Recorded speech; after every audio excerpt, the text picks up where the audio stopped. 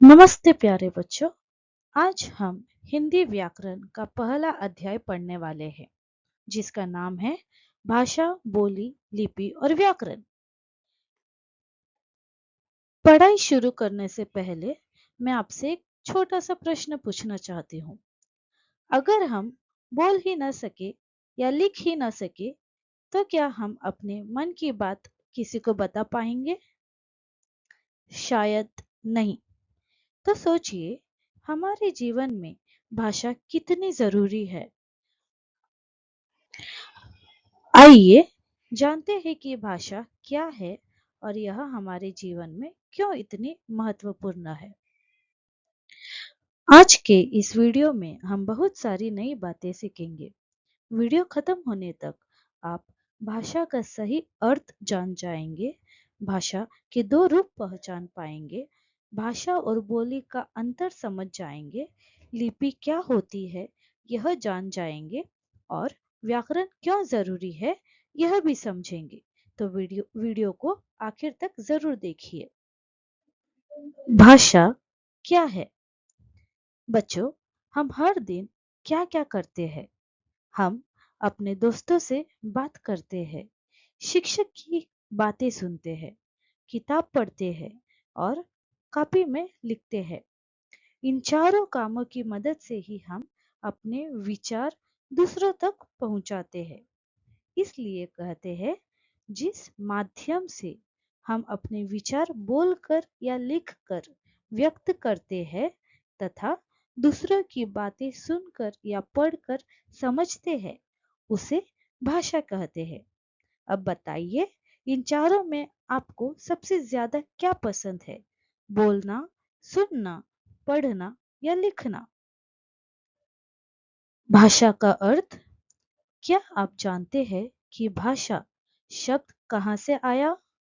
यह संस्कृत की भाष धातु से बना है, जिसका अर्थ होता है अपने विचार व्यक्त करना और दूसरों के विचार समझना। यानी भाषा केवल बोलना नहीं है, बल्कि दूसरों की बात समझना भी उतना ही जरूरी है। इसलिए अच्छे विद्यार्थी पहले ध्यान से सुनते हैं और फिर बोलते हैं। भाषा का उद्देश्य। अब सोचिए, यदि दुनिया में भाषा ही न होती तो क्या किताबें होती, क्या स्कूल होते, क्या विज्ञान इतना आगे बढ़ पाता? बिल्कुल नहीं। भाषा हमें ज्ञान देती है, नए विचार देती है, दूसरों से जोड़ती है और देश की उन्नति में भी मदद करती है। इसलिए भाषा हमारे जीवन का सबसे बड़ा साधन है। भाषा भाषा के दो रूप। अब भाषा के दो मुख्य रूप होते हैं। पहला, मौखिक भाषा, जिसमें हम बोलते और सुनते हैं। दूसरा, लिखित भाषा, जिसमें हम पढ़ते और लिखते हैं। जरा सोचिए, जब आपकी मम्मी आपको बुलाती है, वह कौन सी भाषा है?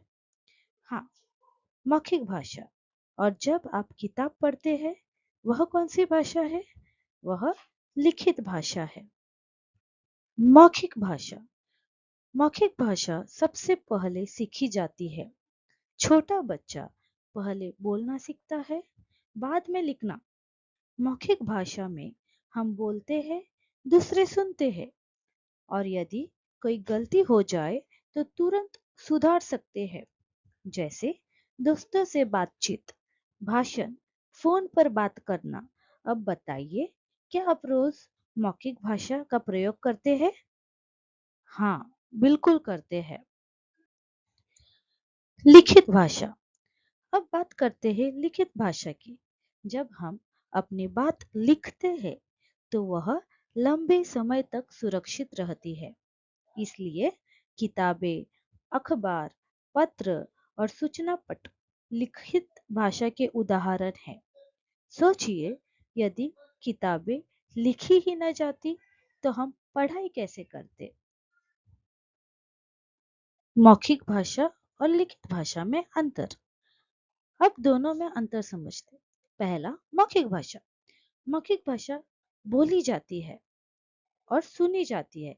इसे जल्दी बदल भी सकते हैं, लेकिन लिखित भाषा में ऐसा नहीं होता। लिखित भाषा में हम लिखते हैं, उसे पढ़ते हैं और लंबे समय तक सुरक्षित रहती है। यही दोनों के बीच सबसे बड़ा अंतर है। भाषा और बोली। क्या आपने ध्यान दिया है, हर जगह लोग एक जैसी हिंदी नहीं बोलते।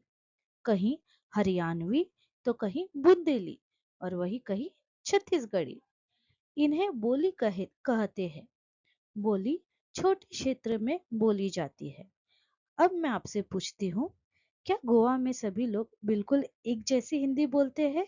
तो आंसर है बिल्कुल नहीं। हर व्यक्ति का बोलने का तरीका थोड़ा अलग होता है। भाषा और बोली में अंतर जानते हैं। तो पहली भाषा। भाषा बड़ी क्षेत्र में बोली जाती है।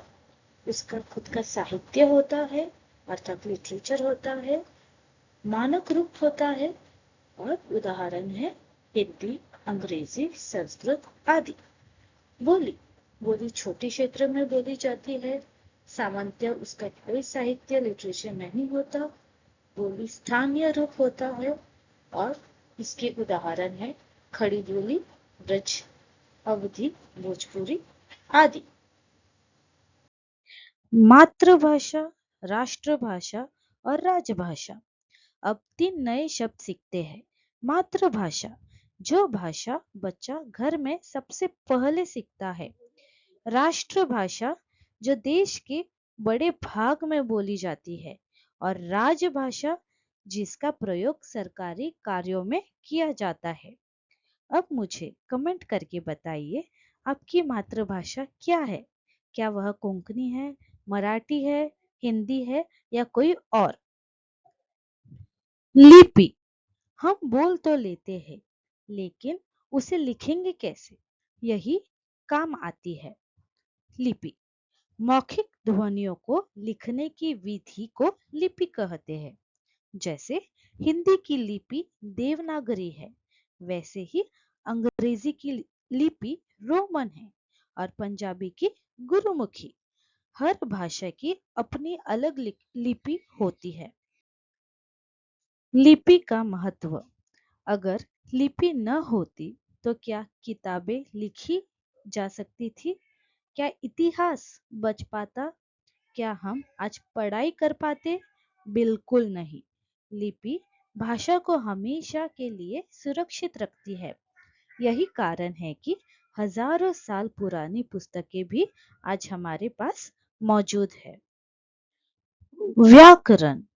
अब आते हैं सबसे महत्वपूर्ण भाग पर, व्याकरण। व्याकरण हमें सही भाषा बोलना और लिखना सिखाता है। यदि व्याकरण न हो तो सब शब्दों में बहुत सारी गलतियां हो जाएंगी। व्याकरण के 3 मुख्य भाग है, वर्ण विचार, शब्द विचार और वाक्य विन्यास। इन्हें हम आगे आने वाले अध्यायों में विस्तार से पढ़ेंगे।